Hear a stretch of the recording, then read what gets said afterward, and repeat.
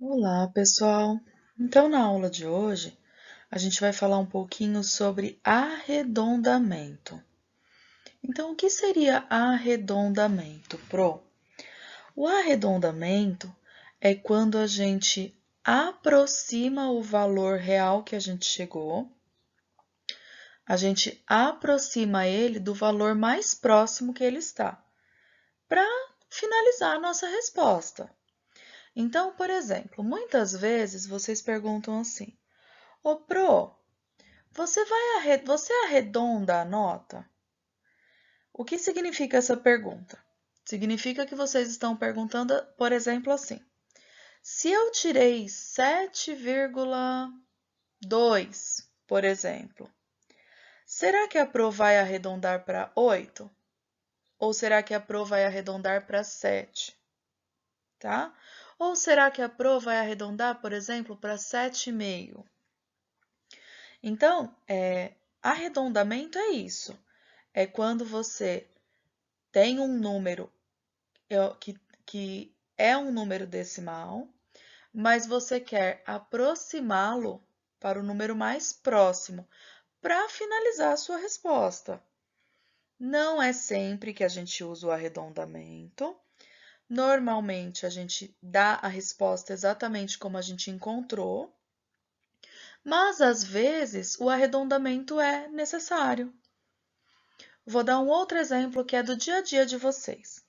Por exemplo, a mamãe pede para ir comprar pão na padaria pertinho de casa. Aí você já sabe que o pão, um pão mais ou menos, é 60 centavos. E a mamãe pediu para você trazer 3 pãezinhos. Então a gente já sabe que o valor dos pãezinhos vai ser R$ 1,80 mais ou menos, né? Porque de repente você chega lá e ele coloca pãezinhos mais com a estrutura maiorzinha ou um pouquinho mais pesado, e aí acaba dando mais de 1,80. Assim como se ele colocar pãezinhos menores, também vai dar menos de 1,80. Então vai depender do pão que for colocado no saquinho para pesar. Mas quando a sua mãe fala, ó, eu acho que R$ 2 dá para trazer. O que que ela fez? Ela arredondou o valor de R$ 1,80 para R$ 2, para garantir que você conseguisse trazer os pães, tá? Então é assim que vai funcionar. Eu vou explicar para vocês agora quais são as regras para a gente arredondar. Por exemplo, se a mamãe tivesse calculado mais ou menos que você gastaria R$ 1,80 para trazer os pães, e ela tivesse arredondado para 1,50 e tivesse te dado R$ 1,50, você ia conseguir trazer os 3 pães? Não. Então, existem algumas regras que a gente precisa seguir para arredondar alguma coisa. É o mesmo que, por exemplo, nós estamos fazendo os cálculos de quantas pessoas a gente pode chamar para o nosso aniversário. Quantas pessoas a gente pode chamar para o nosso aniversário, sabendo que a gente comprou um determinado peso de bolo, faz de conta, tá? Ah, então a mamãe comprou, sei lá, 2 quilos de bolo e quer saber quantas pessoas a gente consegue chamar, para ninguém ficar sem bolo, né? Aí o que que você faz? Você divide o tanto de bolo que você tem pelo número de pessoas que você quer chamar. E essa divisão, por exemplo, faz de conta que deu 15,5. 15,5 pessoas, tem como você chamar 15 pessoas e mais a metade de outra? Não. Então, o que que a gente faz nesse caso? A gente arredonda para mais. Então, dependendo da situação, você precisa analisar se você vai arredondar para mais ou se você vai arredondar para menos. Agora, quando não existe o contexto da situação, quando o exercício só pede para você arredondar, aí você tem que seguir essas regrinhas que a Pro vai explicar agora. tá? Então, a gente vai aprender isso agora, prestem bastante atenção, que é bem facinho, é bem gostoso. E vocês vão usar bastante isso no futuro, tá? Assim, vocês não vão ser daqueles alunos que tiram 2 na prova e perguntam se a Pro pode arredondar para 10, né? Então, vamos lá.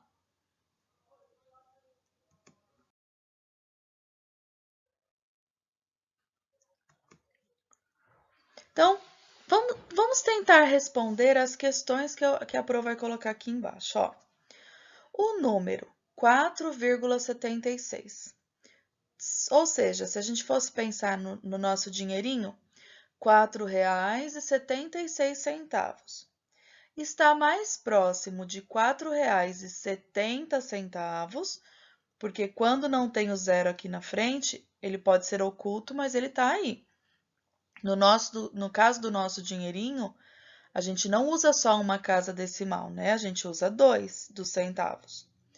Então, ele está mais próximo do 4,70 ou do 4,80, ou seja, do R$ 4,70 ou do R$ 4,80. Um detalhe importante aqui. Lembra que a Pro explicou que quando a gente vai comparar dois números, ou 3 ou 4, a gente precisa sempre igualar o número de casas? Então, vocês podem estar se perguntando, Pro, mas por que você colocou o zero se o zero não existe? Simples. Eu estou comparando o 4,7 e o 4,8 com o 4,76. Mas o 4,76 tem duas casas depois da vírgula. E o 4,7 e o 4,8 só tem uma casa. Então, eu sou obrigada primeiro a igualar.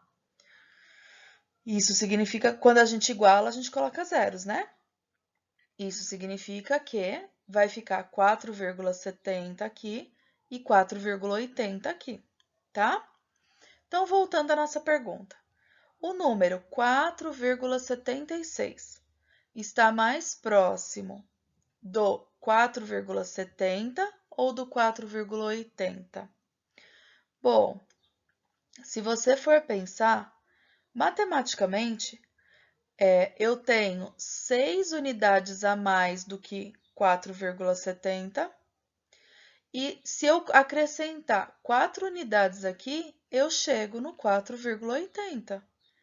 E isso significa que esse número aqui, ele está mais próximo desse aqui, do R$ 4,80, do que do R$ 4,70, tá? É igual quando a gente vai no mercado. Imaginem a situação. Imaginem que a nossa compra dá R$ 5,46. O mercado, ele não. Se a gente tiver 6 centavos em moedinha de 1 centavo, coisa que não tem mais, que a gente não tem, a gente seria obrigado a pagar os 6 centavos usando as moedinhas.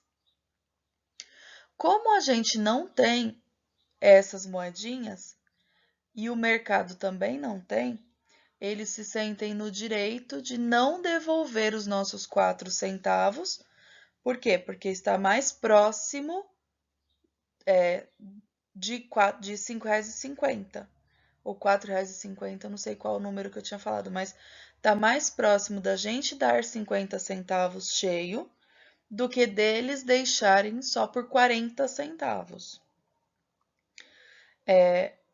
Isso não é uma prática legal, viu? É uma prática errada. O supermercado é obrigado a ter troco e o certo seria o supermercado devolver esses 4 centavos.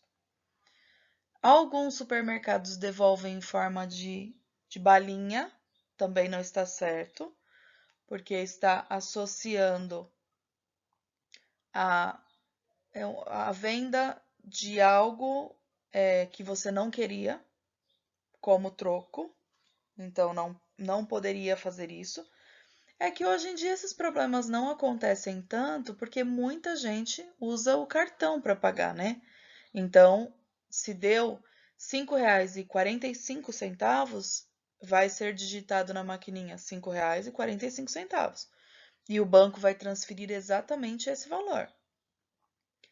Agora, quando é com dinheiro, aí esse tipo de coisas acontecem. Como, por exemplo, nas lojas de R$ 1,99.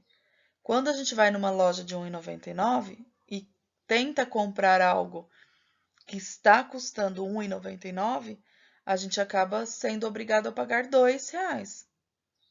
E já é uma jogada uma jogada das lojas. Por quê? Porque quando a sua cabeça olha R$ 1,99, você tem a impressão de ser muito baratinho, porque a sua cabeça ela fixa só no número, no valor inteiro, que é o 1. Quando você. Só que na verdade aquele objeto que você está comprando não é R$ 1,99, na verdade são R$ 2. Só que a sua cabeça enxerga, o inconsciente enxerga como sendo R$ 1 só. É algo que você sabe que não é R$ 1, mas você pensa, nossa, que baratinho, é R$ 1 só. Então, é uma jogada das lojas para que você consiga, para que você entre na loja, porque você pensa, a sua cabeça pensa, é muito baratinho, R$ 1,99. Tem até algumas lojas agora, tem uma loja no shopping que chama assim, de 1 a 99. Só que o A tá bem pequenininho e bem no lugarzinho da vírgula. Não sei se vocês já viram essa loja, se já foram nessa loja. Mas quando você olha de longe o nome da loja, você pensa, nossa, uma loja de R$ 1,99 no shopping? E quando você vê a frente da loja, é um monte de coisa bonita, um monte de coisa assim que você pensa, não, isso aqui não é R$ 1,99. No entanto, o nome da loja não é R$ 1,99. É de 1 a 99. Então, são estratégias de marketing para dar uma enrolada na gente, tá? Então, nesse caso aqui, esse número ele está mais próximo do 4,8 ou do 4,80, tá? Agora, olha esse, R$ 2,43. Está mais próximo do R$ 2,40 ou do R$ 2,50? Bom, voltando naquele exemplo do supermercado, num caso assim, ó, da compra ter dado R$ 4,76, o certo, usando o arredondamento matemático, é a gente pagar R$ 4,80 caso a gente não tenha o trocado. O dinheiro trocadinho lá em espécie, em dinheiro mesmo. Então, isso aqui seria o que a gente pagaria, né? Só que o mercado ele não fica perdendo, ele não perde nada. Se a gente vai no mercado e tem uma compra assim, ó, R$ 2,43, pela matemática, pelo arredondamento matemático, o certo seria a gente pagar R$ 2,40, não R$ 2,50. Só que o mercado não quer perder nunca. Então, primeiro, ele não aceita. Aí, o que ele vai perguntar para você? Você não tem 2,45? Ou seja, mais uma vez, você estaria pagando 2 centavos a mais e o mercado não estaria perdendo nenhum centavo. Então, se for seguir a regra matemática, num supermercado, se a gente fosse seguir a regra matemática, o R$ 2,43 estaria mais próximo do R$ 2,40. Então, você seria, entre você pagar R$ 2,40 ou R$ 2,50, o certo seria você pagar R$ 2,40. Um exemplo simples para vocês entenderem. Vamos supor que você chega no mercado, deu R$ 2,43 a sua compra, só que você só tinha R$ 2,40 ou R$ 2,50. Você não tinha moeda para fazer R$ 2,45. E vamos supor que o mercado também não tinha 5 centavos para te devolver de troco dos 2,50. Matematicamente, o certo seria o mercado arredondar para 2,40. Matematicamente, é óbvio que isso não é o que acontece, tá? Então, o 2,43 matematicamente, ele está mais perto do 2,40 do que do 2,50, tá?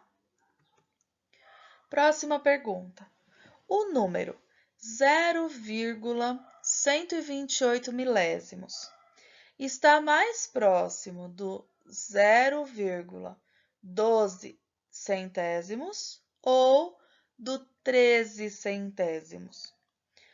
Lembra, a gente precisa igualar as casas para conseguir comparar com o número que a gente está querendo comparar.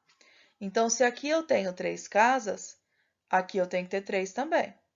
Então, o 128 milésimos está mais próximo do 120 milésimos ou do 130 milésimos? Então, reparem, o 128 milésimos ele está mais próximo do 130, né? Para o 128, ele aumentou 8 unidades de milésimo. E para o 130, faltam só 2 unidades para ele chegar. E isso significa que ele está mais próximo do 0,130 milésimos do que do 0,120 milésimos, tá? Então, ele está mais próximo do 0,13 centésimos, ok? Mas qual é a regra para o arredondamento? Então, vamos ver qual é a regra.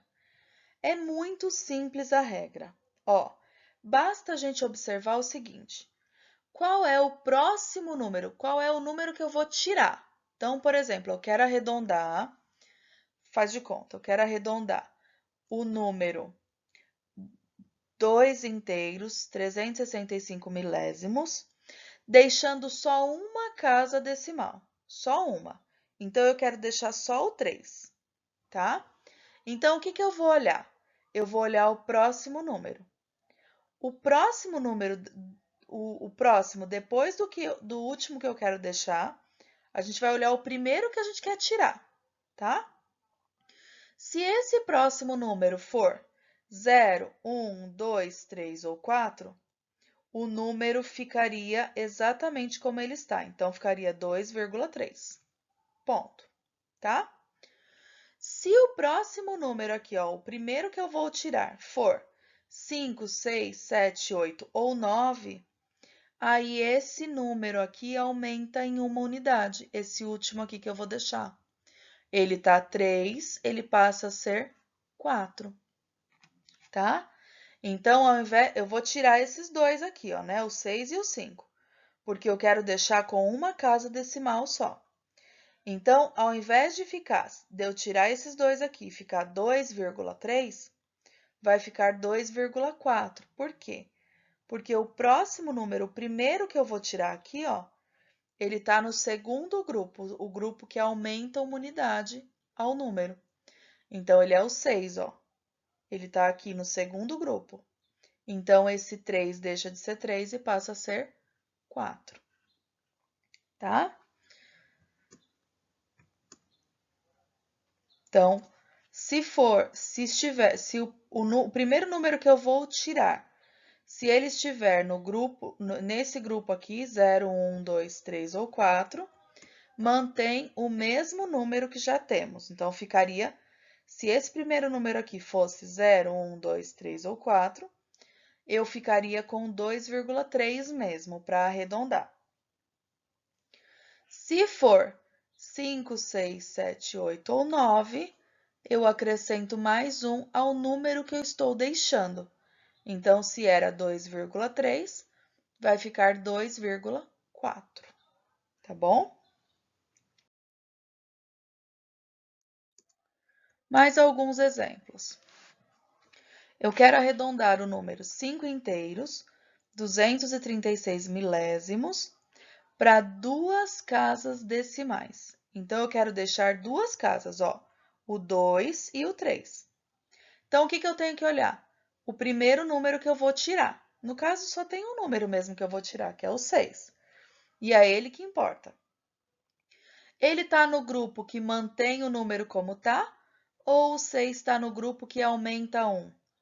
O 6 está no grupo que aumenta 1, né? Porque 5, 6, 7, 8 ou 9, a gente aumenta 1. Isso significa que esse número aqui vai ficar 5,24 ao invés de 5,23. Tá bom? Então, é assim que fica esse número aqui, arredondado para duas casas. Outro exemplo, ó, 4,24 centésimos arredondado para uma casa decimal só. Então, eu quero deixar uma casa só. Aí, eu vou olhar o primeiro número que eu vou excluir, que é o 4. O 4 está no primeiro grupo ou no segundo grupo? Está no primeiro grupo, né? O 0, 1, o grupo do 0, 1, 2, 3 ou 4. E todos esses números que eu acabei de falar do primeiro grupo, mantém o número exatamente como ele está. Então, o arredondamento para o 4 inteiros e 24 centésimos é só 4,2, tá bom? Então, eu não aumento 1 aqui, porque esse número aqui, o próximo número, o primeiro que eu ia tirar, ele está no primeiro grupo, do 0, 1, 2, 3 e 4, que mantém o número igual, tá? Agora, se eu quiser arredondar para unidade mais próxima, então agora eu não quero continuar com casa decimal. Eu quero ver qual é o número que está mais próximo, o número que não seja decimal. O número que a gente chama de número inteiro. Então, vamos pensar aqui, ó. Vamos supor que vocês tiraram 5,2 na nota da prova. E aí vocês perguntam para a Pro assim: Ô Pro, você vai arredondar a minha nota? Se eu disser que sim, que vou arredondar, eu vou arredondar essa nota para a nota, digamos, para a nota inteira mais próxima, e a nota inteira mais próxima seria o 5. Claro que muitos de vocês gostariam muito que eu arredondasse para o 6, né? Mas o 5,2 ele está mais próximo do 5 do que do 6. Então, reparem, quando se trata de algumas coisas que não têm assim um contexto, uma coisa por trás, a gente arredonda usando a matemática. A nota é uma dessas coisas, tá? E é por esses motivos aqui que a Pro nunca arredonda a nota de vocês antes de somar tudo. Então, se você tirou 5,2, você vai ficar com 5,2 até o final do bimestre.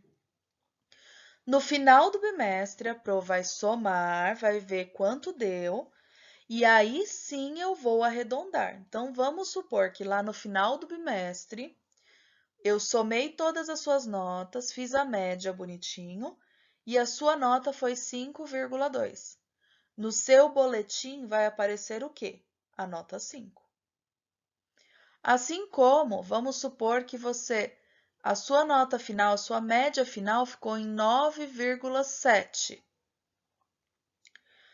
Se eu puder colocar 9,5, eu vou colocar 9,5, porque está mais próximo do 9,5 do que do 10. Agora, se for um daqueles sistemas de escola, por exemplo, que não aceita o 9,5, que ou o aluno tirou 9 ou o aluno tirou 10, uma nota 9,7 estaria mais próxima do 10 do que do 9. Então, a sua nota ficaria 10, tá? E é por isso que às vezes vocês perguntam assim: nossa, que bom! Eu tirei 9 na prova, mas eu fiquei com 10 de bimestre. E essa conta é muito simples de ser feita. Vocês são avaliados em todos os momentos de vocês. Então, seja no comportamento, seja na participação, seja na entrega das atividades, seja. Vamos supor que você tirou 9 na prova, que é aquela oficial, mas você tirou 10 em todos os outros, em todas as outras avaliações que foram feitas de você. E no final, quando a prof fez a média, ficou ali 9,8, por exemplo, de nota, de média. O 9,8 está mais perto do 10 do que até do 9,5, do 9,5. O 9,8 está mais perto do 10 do que do 9,5 também. E isso significa que o justo é que você fique com a nota final igual a 10, tá? Então, é por isso que às vezes vocês sempre me fazem essa pergunta. Nossa, Pro, mas eu tirei, não sei, eu tirei 10 na prova, mas a minha média do bimestre ficou 6. Simples, porque quando a Pro fechou as notas de vocês, somando tudo o que vocês fizeram, você teve um 10 na prova, mas você não se comportou, você não participou da aula, você não entregou os exercícios, e aí a sua nota foi lá para baixo, tá? Então, o arredondamento, ele serve só nesses casos. A gente arredonda só para finalizar a nossa resposta. Alguns de vocês já me perguntaram se eu arredondo tudo. Arredondo todas as provas, arredondo todas as atividades? Não, de jeito nenhum. Por que que eu não arredondo? Principalmente por causa desses problemas aqui, ó. Se o aluno foi atingindo a pontuação e ficou com 5,2 de comportamento, por exemplo, eu não posso simplesmente tirar esse 0,2 que ele ganhou por direito dele e dizer que ele tirou 5 de comportamento. Não seria justo. Então, eu mantenho a nota que você tirou até o final e lá no final é que a gente vai arredondar, tá? O arredondamento, gente, ele só serve para você dar uma resposta final. Ele não serve para você ir arredondando no meio do exercício. Porque se você faz isso, se você vai arredondando no meio do processo, você tem uma chance muito grande de chegar lá no final e ter uma resposta muito diferente daquela que você teria se tivesse feito a conta direitinho, com os números certinhos, tá?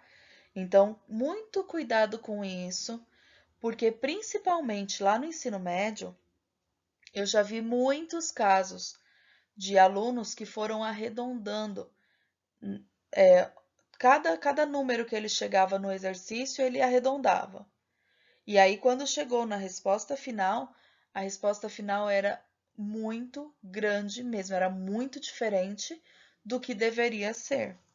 Então, você acaba errando o exercício não porque não sabe fazer a conta, mas porque fez um processo antes do horário certo, tá?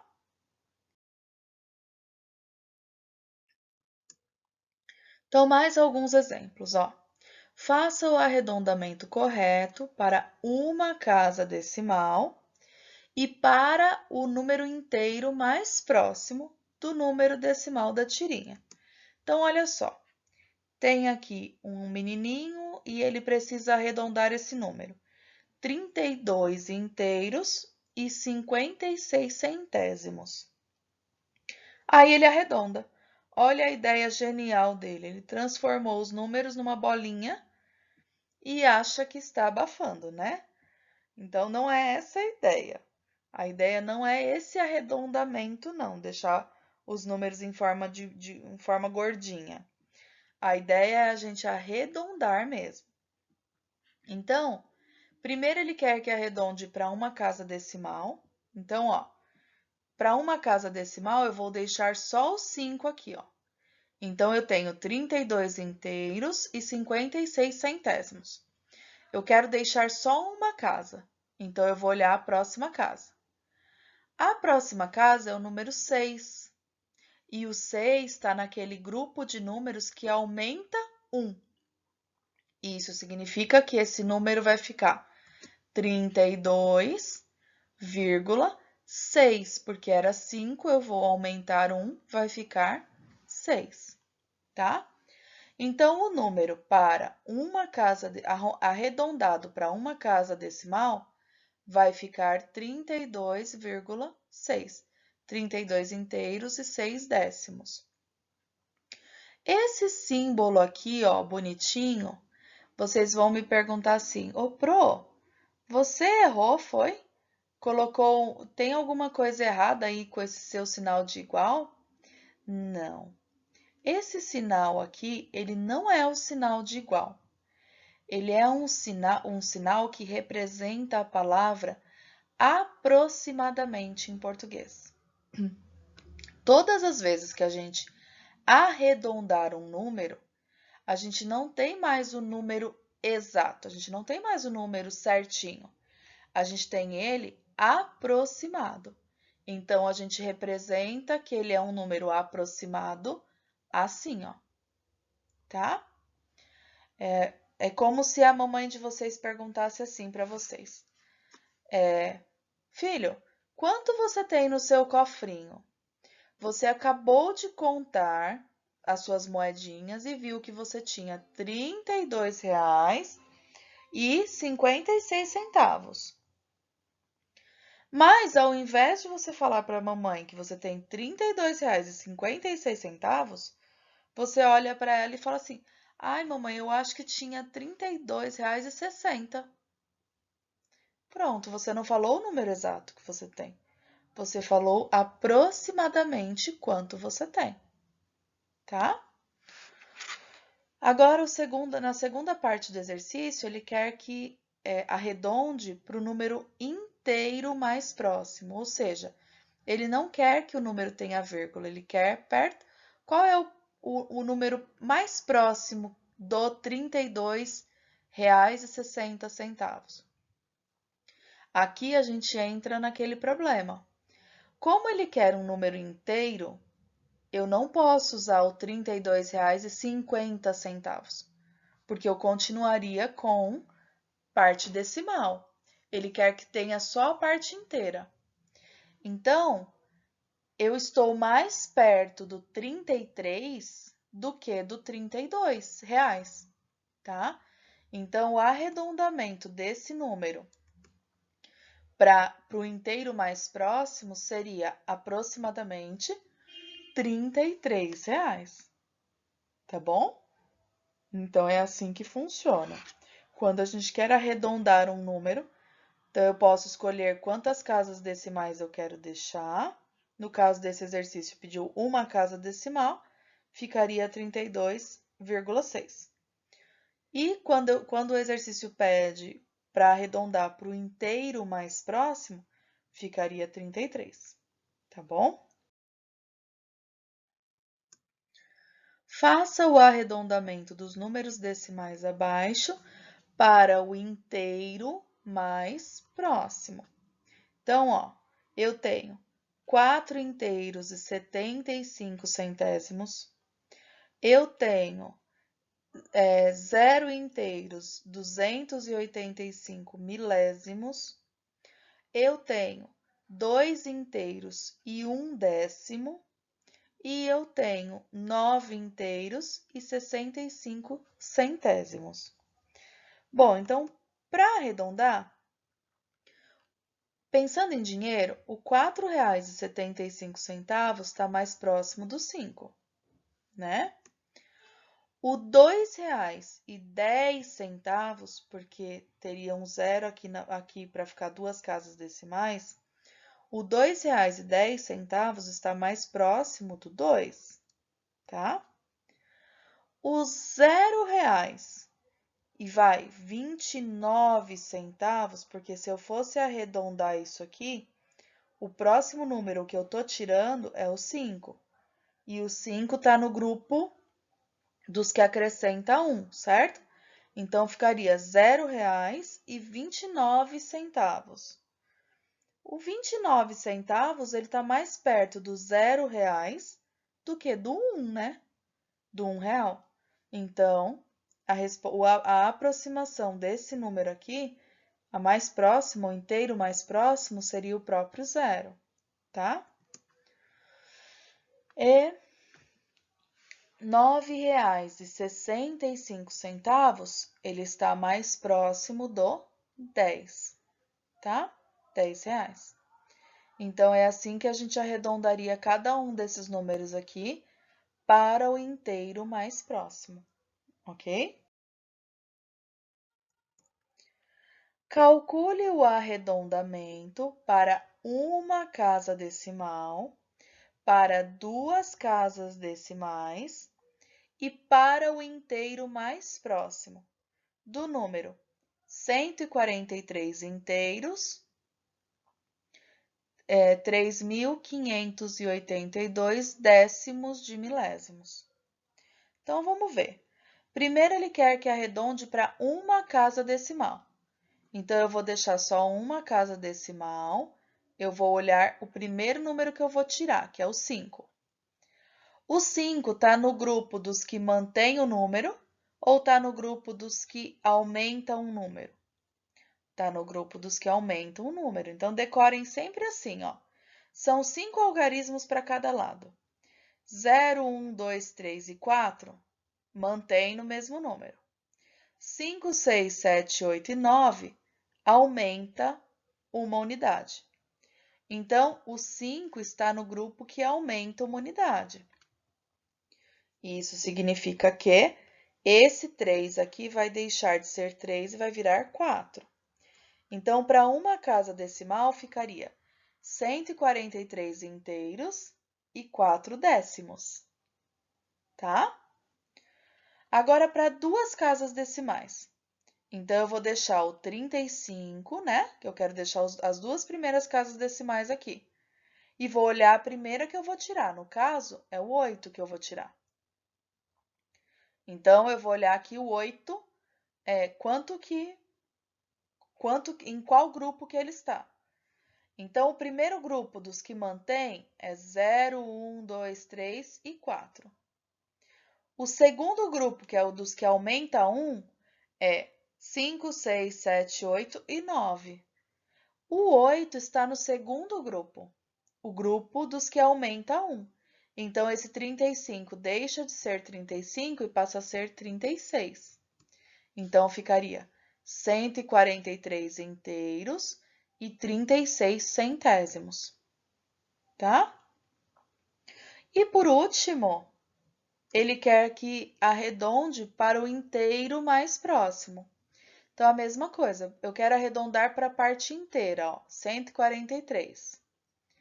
Aí, eu vou olhar o primeiro número que eu vou tirar, que no caso aqui é o 3.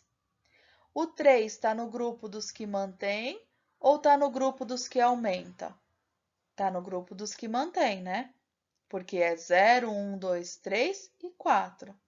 Então, o 3 está no grupo dos que mantém. Então, esse 143 permanece 143 mesmo, tá? Então, para você arredondar um número, vai ser sempre assim.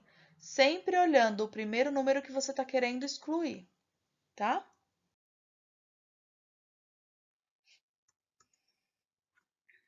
Agora um probleminha. O maior estado brasileiro continua sendo o Amazonas, com 1.559.148,890 milésimos de quilômetros quadrados, que supera a soma dos territórios das regiões Sul e Sudeste. O estado de menor extensão territorial é o Sergipe, que conta com 21.918,493 milésimos de quilômetros quadrados. Faça o arredondamento dos números acima com uma casa decimal apenas, tá?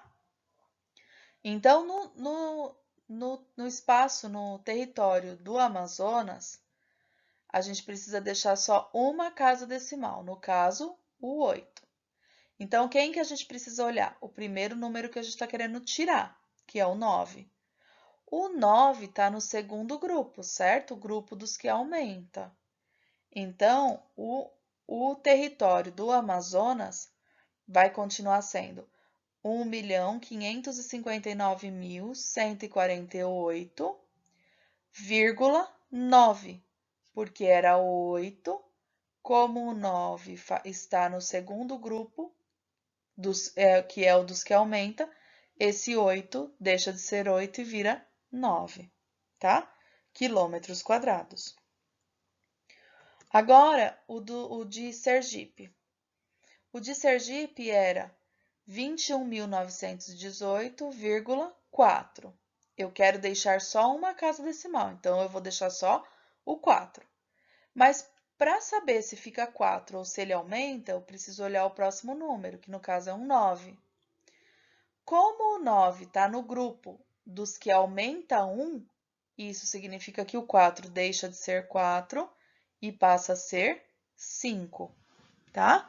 Então, o território do Sergipe vai ficar 21.918,5 quilômetros quadrados, arredondado, tá bom?